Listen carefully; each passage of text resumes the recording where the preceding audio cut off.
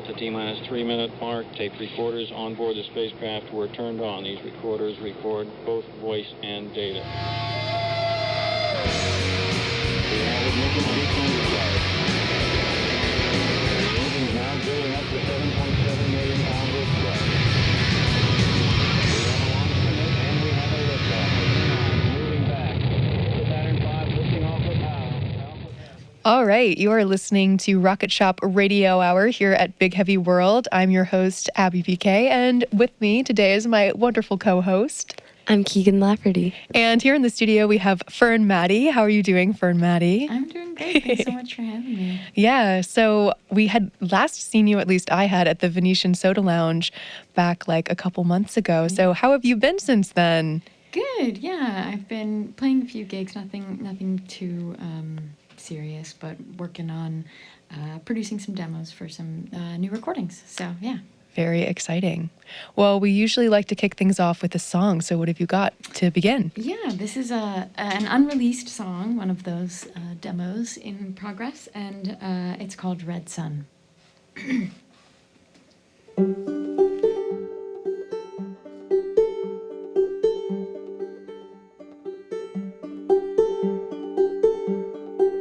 Red sun in the sky. Red sun in the sky. Oh, red sun, oh my eye.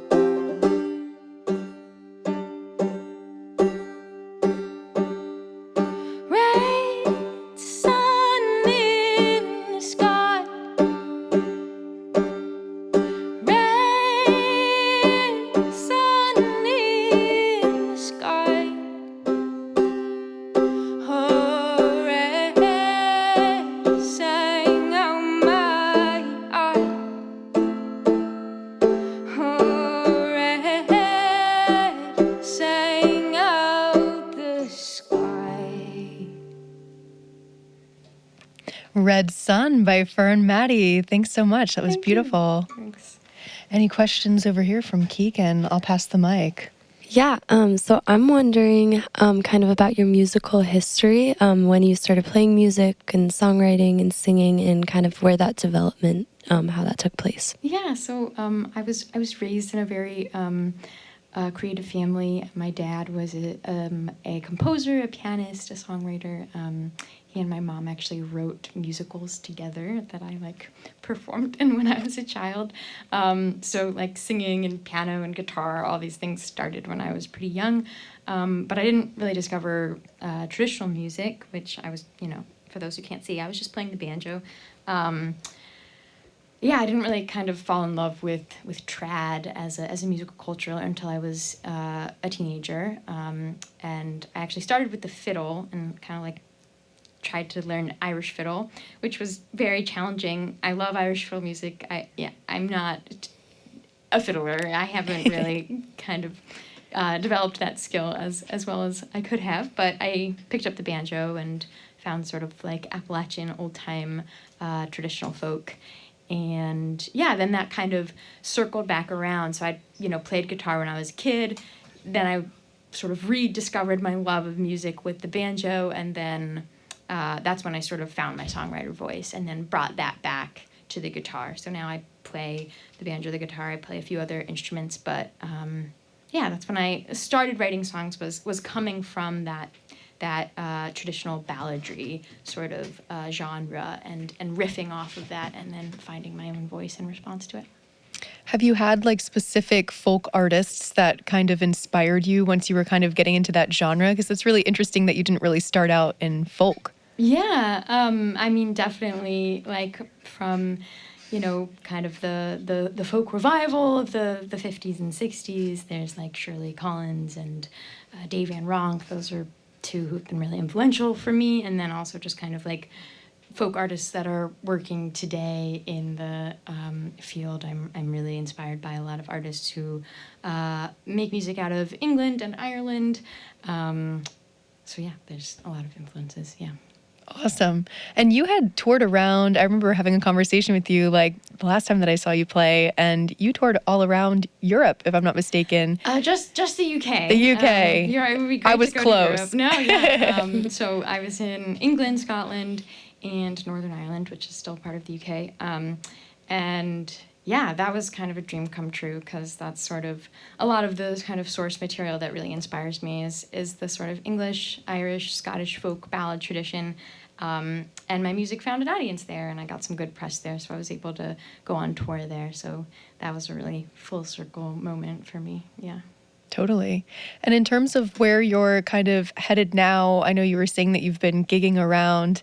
What have your performances looked like as of late? Like, where are you playing, and how's that been? Yeah, mostly New England stuff, kind of one-off stuff. I am kind of woefully bad at booking. It's not my strongest skill as a musician. So, I had the privilege of working with a booking agent when I was in the UK, which helped that process a lot. So here I played at the Radio Bean recently. I also played a gig down in Northampton at the Parlor Room. That was a really lovely show, a small venue. Yeah, those are kind of the last couple gigs I've had. Yeah. Gotcha. I'm interested in more about the lyricism side of your songwriting and kind of where you find inspiration for lyrics. Yeah. So I really, my writing can often be kind of repetitive. Like I part of the reason why I mentioned sort of writing songs in response to traditional balladry is that there's a very kind of structure to traditional ballads. They have verses that are often kind of repeating motifs, or telling a story in a very sort of specific way. Like you'll hear the same sort of little like actual lyrical motifs reused over and over again. So for me, when I write music, I find I'm very much in that same structure. It's actually it's sort of hard for me. I see people who write just like such amazing like free form lyrics over like really, you know, complex chords, and I'm like, my brain doesn't work that way. I need like a lot of structure to find the rhythm, and usually it comes from the music. So I'll start with a chord progression or a riff that I just like play over and over again until like I'm sort of in some sort of kind of trancy space, and that's usually when lyrics start to come to me. So it's usually music first, lyrics, and then I'll sort of sit down with the lyrics and finesse them on their own terms, like I'm writing a poem, and then bring that back to the music and try to make it all work together. Yeah. Totally. In terms of Red Sun, were there any specific inspirations with that? Because in my brain, that's like quite a visual, you know? Yeah, I'm trying to remember. Like sometimes I definitely just kind of, some songs are like, you know, oh yeah, I was working on that song for like 6 months, and you know, I kept coming back around to it. I have one that I'm, you know, right now I'm like, I know the song's in there, I'm still carving away at it. And then some songs are just like, I don't know, I was just like playing the banjo that weekend and there was a song. And Red Sun was definitely one of those, and it was, I actually wrote it the week I released my album, so it's obviously not on the album, but it was kind of like, it sort of came out of, I think, that feeling I was in of like, this is scary and I'm not sure how it's going to be received. And that song isn't about art. It's more about, the way I think of that song is it's a very like future focused song. I'm like kind of thinking of the future of the world and like what that looks like, and my fear about that, my grief about that, also my hopes for that. So yeah, I can't tell you. I don't know where all those lyrics came from. They sort of just arrived, I think. Yeah, nothing wrong with that. And sometimes you might figure it out later down the line. You never know. Yeah. Well, we would love to hear another song. So what have you got for us? I'm gonna just switch to the guitar.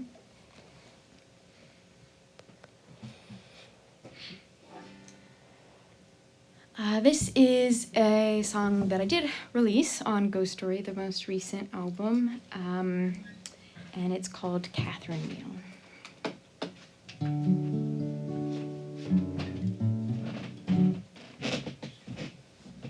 Oh, thank you. Just adjusting the mic.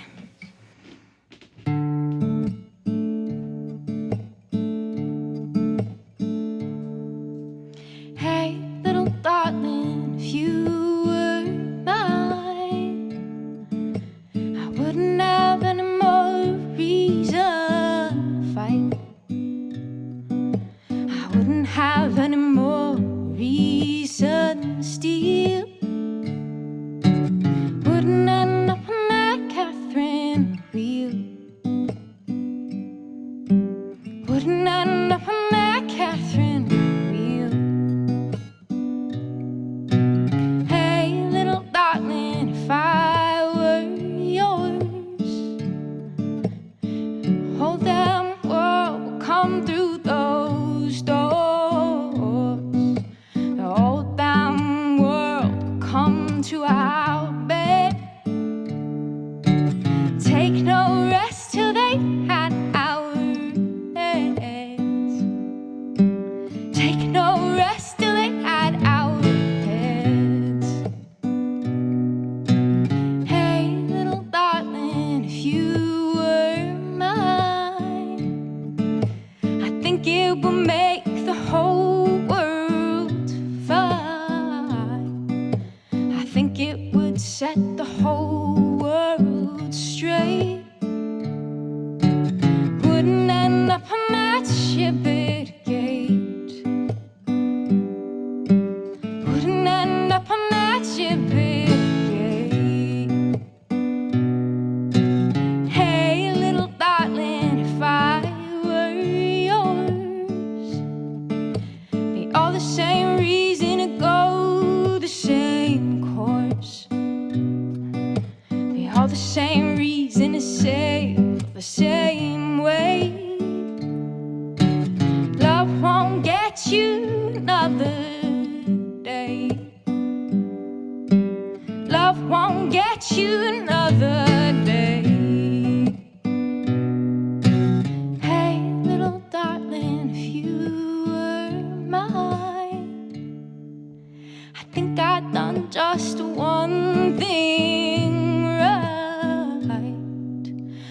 I'd done just one thing good. Loving you the best I could. Loving you the best I could.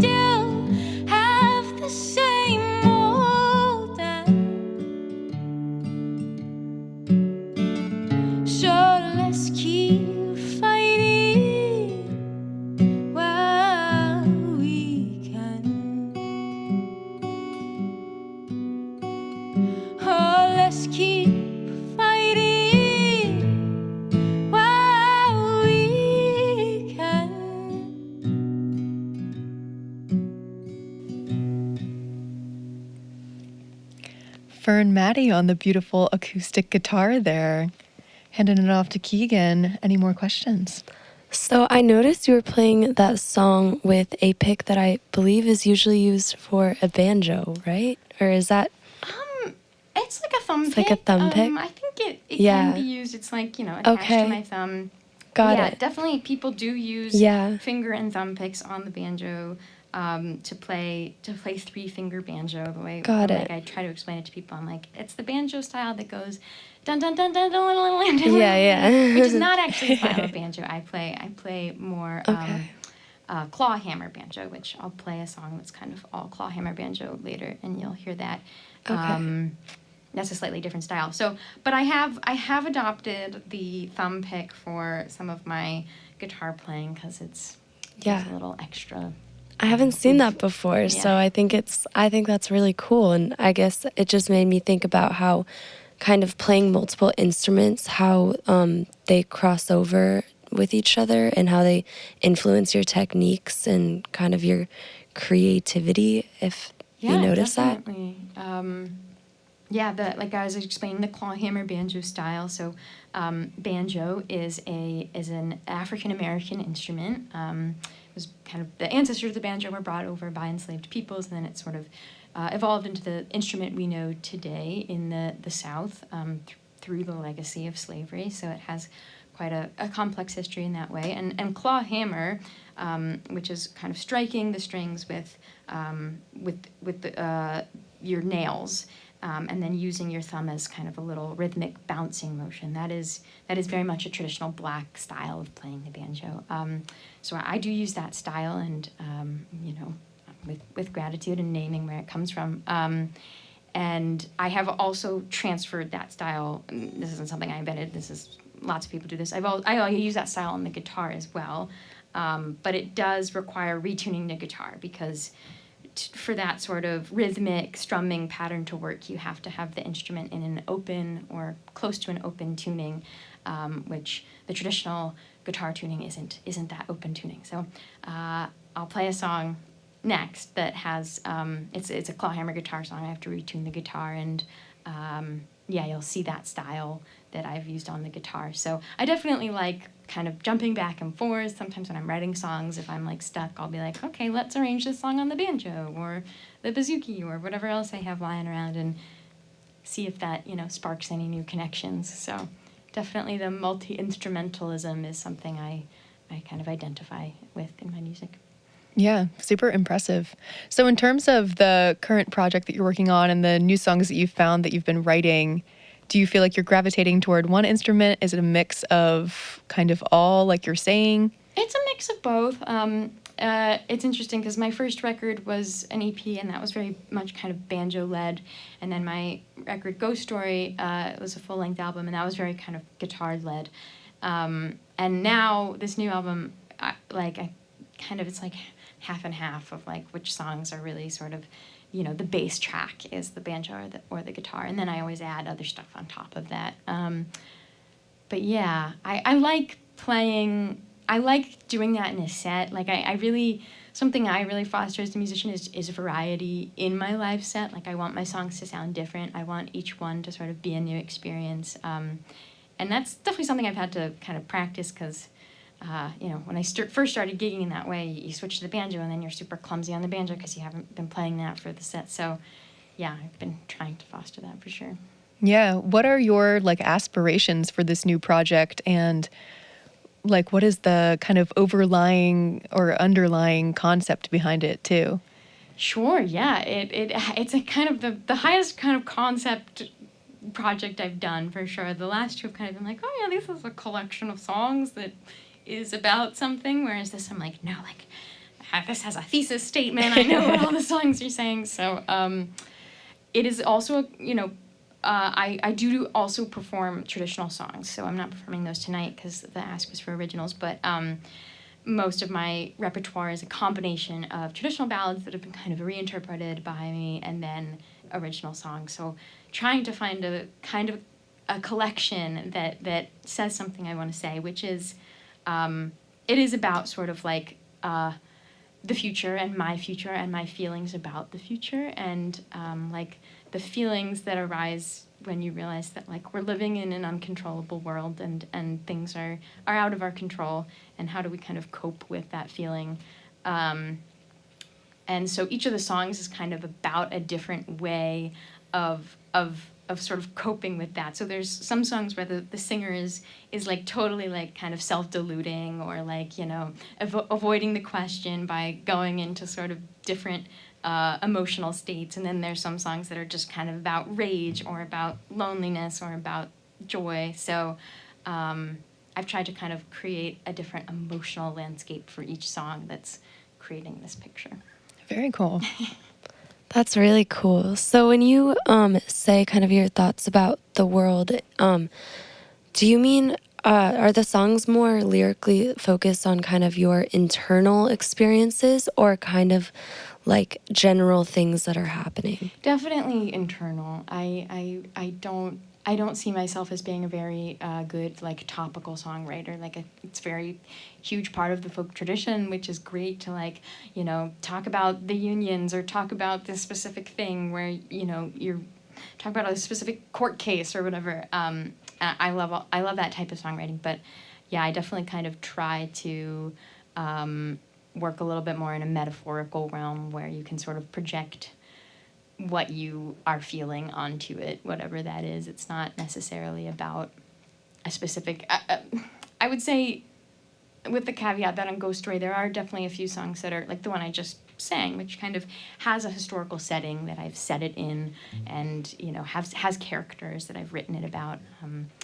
But yeah, going forward, I would say most of my songs are more personal on the new album, and yeah, kind of about that personal experience of becoming. Yeah. So when you're playing covers that obviously aren't songs that you've written, how do you feel like you kind of make them your own? I know you said that you sometimes like reinterpret certain things, whether that's in your playing. Can you kind of explain that and expand upon that? Yeah, it's a fine line because, there's lots of debate in the folk world, like as a subculture. Like some people really don't like that sort of meddling approach. There has been a lot of meddling. There has been a lot of people changing songs and then sort of passing that off as like a pure form of the oral tradition, which there's knotty questions about what is the oral tradition. Obviously, it's always evolving. I think it is harmful when, you know, people are taking sources from oral cultures, changing the songs, and then obviously acting like they haven't done that. So I always try to make it clear, like, yeah, this is my addition. I wrote this verse. I changed this sort of. I do a lot of gender changing because I'm gay and I want to write songs that are about queer experiences and sort of project those experiences back in time, because, you know, we don't have a lot of songs that are explicitly about gay people in the past, but we know they existed. And so that's one of the ways that I sort of try to massage songs into new shapes without sort of changing the bedrock of the song. But then in the production realm as well, I'll often add like some electronic beats or just sort of fun experimental stuff that shakes it up a little bit. Gotcha. I love that. Well, we would love to hear your next song and take us through the retuning that you have to do as well. I will. Only somewhat. So I've been playing this guitar in standard tuning so far, and then I'm going to tune it to an open G minor, which I play in a lot. Just has a really sort of nice smoky sound to it.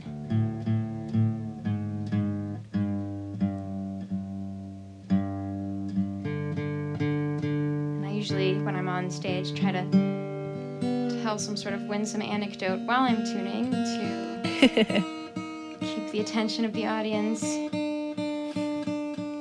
I'm drawing a blank right now. I can give a little introduction to the song. It's called Two-Faced. It's actually pretty much mostly produced. I've been recording it with Peg Tassie, who's a local musician and now producer. That's not right. Sorry.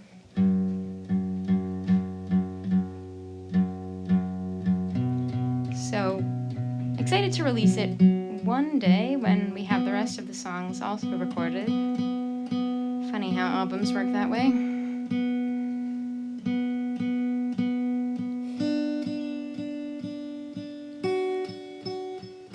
And yeah, I would say this is one of the more personal songs, but hopefully in a way that is easy to identify with anything and everything that may be coming up for you in your life too.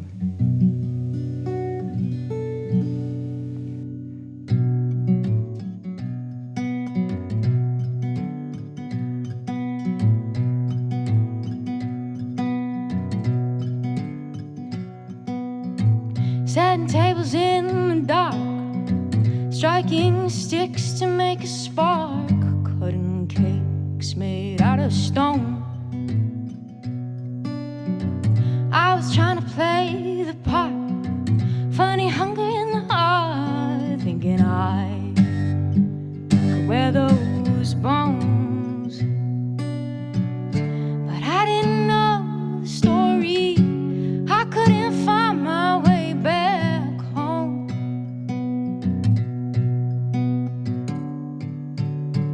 You were sitting close to me, putting on your pageantry, painted face held in your hand, spinning silk from last year's straw, tried to weave without a flaw, leaving breadcrumbs in the sand. But you didn't know the story, you couldn't drive this boat to lake.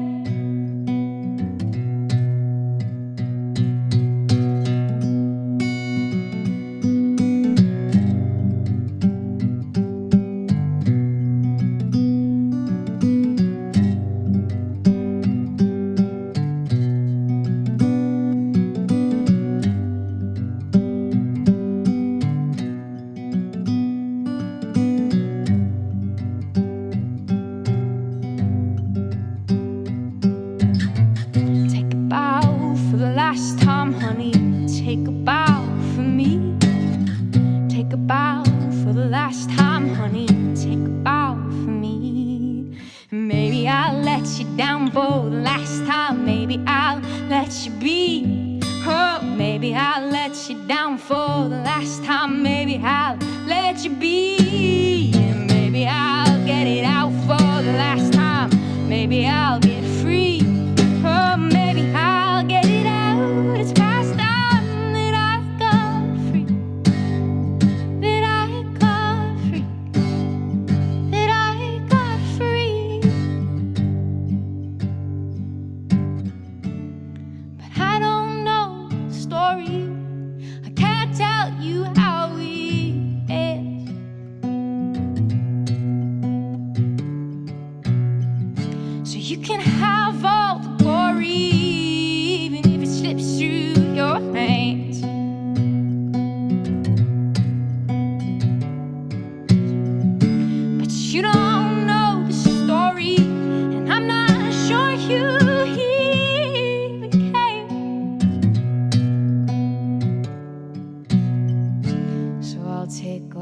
the worry, there's enough to spare.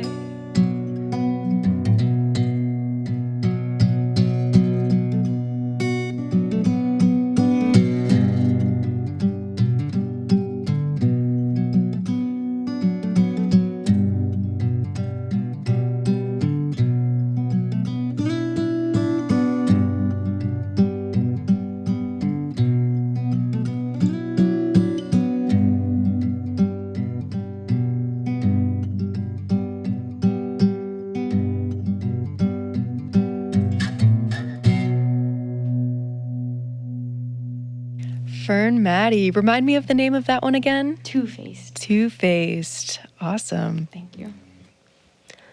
That was great. I want to know more about your recording and production process. If you have any collaborators that you do that with, kind of how that works and your experience with it. Yeah, so my first two records I co-produced with Colin McCaffrey, who is a very well-known musician in his own right, songwriter and a producer down near where I live in Plainfield.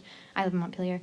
And so that was a really great process. That was sort of kind of the first time I'd been producing music, and Colin was such a sort of mentor to me and helped me learn so much. I did some of the recording for Ghost Story myself at home, so I would like go home with a mic he lent me and record some bass tracks and do some of the editing myself. So I was sort of learning those skills and then bring them back into his studio, and he would help me mix them and get them really smooth. And then we would add other instruments, some of which I played, many of which he played. But that was kind of mostly the band, was just the two of us. And so now this next album, I've been working with Peg, who is she's working in Burlington now too, and that was sort of a different experience because we brought a lot of musicians in for Two-Faced. So the recording of Two-Faced probably has like, I don't even know, 8 or something, crazy amount of musicians on it. That's fun, but it has all of its own challenges in its own way.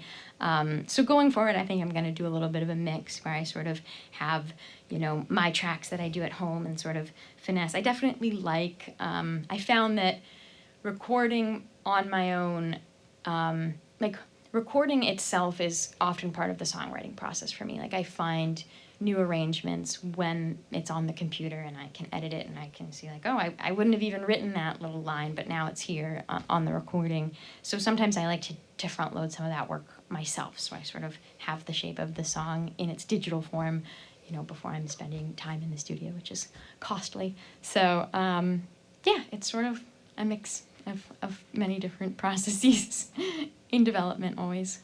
Yeah. I'm kind of wondering back to what you were saying on having a set structure and sort of a thesis of sorts that you work with to, I guess, make your songwriting process maybe more organized.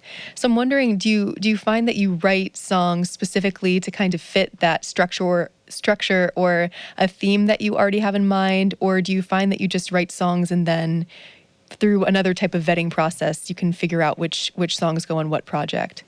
Yeah, that's a good question. I have, for the first two projects, I feel like I was like, okay, I have a collection of songs I'm ready to record. And I didn't necessarily have that vision from the beginning. Every time, though, once I start recording, like 1 or 2 more songs, we'll just sort of like volunteer and be like, yeah, this we need one more here to like round this out.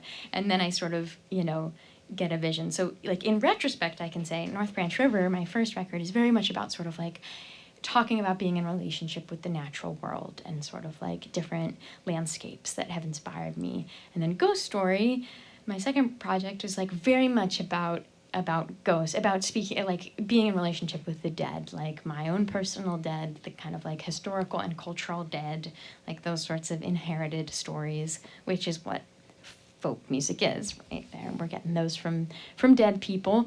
And so, so now I would say this is the first time I've been like, I'm really trying to be intentional about this. And they're like in this next project, there was a song where I was like, like there's something missing. Like I need, like there's some sort of like emotional experience that isn't represented here. And then that sort of directed me towards the type of song I wanted to write. But generally it's the other way around. The songs come first, and the sort of structure comes later. Gotcha. Very cool, the evolution of that it's kind of, the process has changed throughout the different projects. So I'm wondering kind of what you have upcoming, what we should be looking out for in terms of releases, shows, anything. That's a great question. I don't have anything. I was thinking about that for you. Like, nothing to promote right now. That's great. No Just worries. when I'm going on the radio.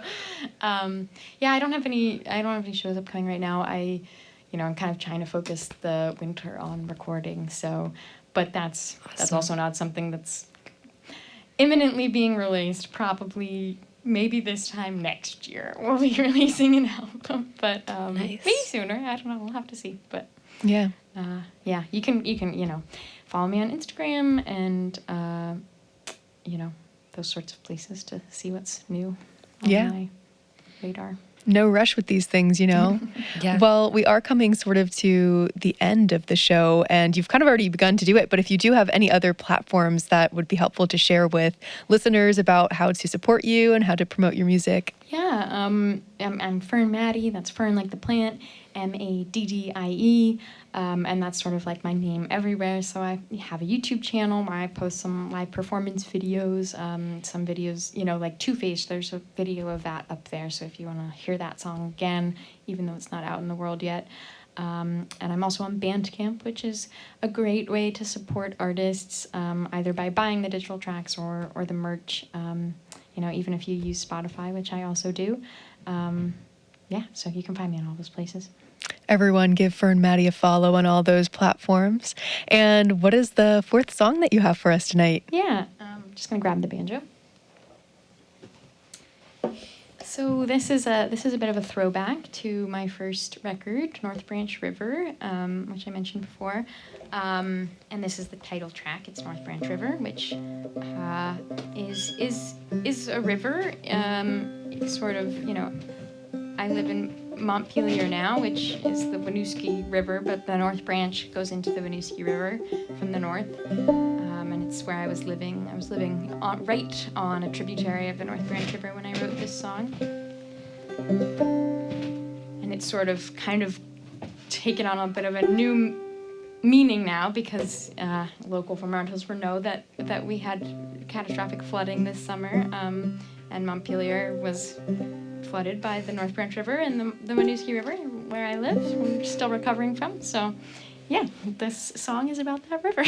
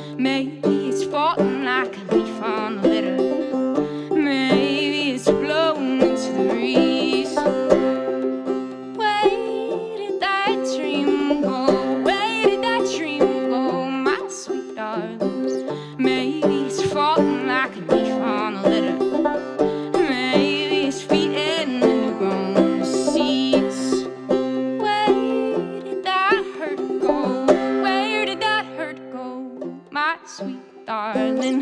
Maybe it's float like the North Branch River.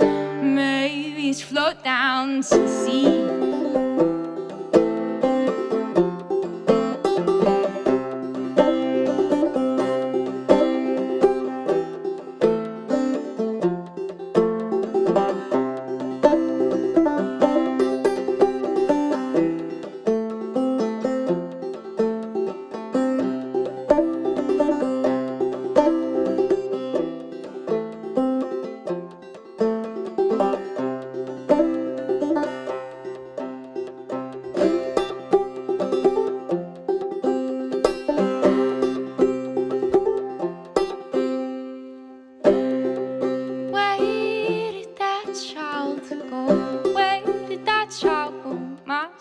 Darling, maybe they've grown like a wild mountain forest. Maybe they've grown like the wild trees. Maybe they float like North Branch River. Maybe they float down to the sea.